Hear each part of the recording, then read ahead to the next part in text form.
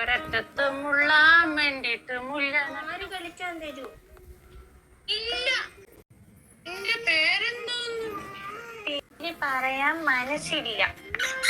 വലിയ പേരൊക്കെ എങ്ങനെ നെയിം സ്ലിപ്പിൽ എഴുതും? എന്തോന്ന്? ഗ്രീൻ കാർ എന്ന് ഞാൻ പേര് ഇത് ഗ്രീൻ അല്ല. ആരാ ഇവിടെ കൊണ്ടാക്കിയത്? അമ്മയാണ് എന്നെ അമ്മേനല്ലേ കൊണ്ടാക്കി. കാര്യം പറഞ്ഞില്ലല്ലോ.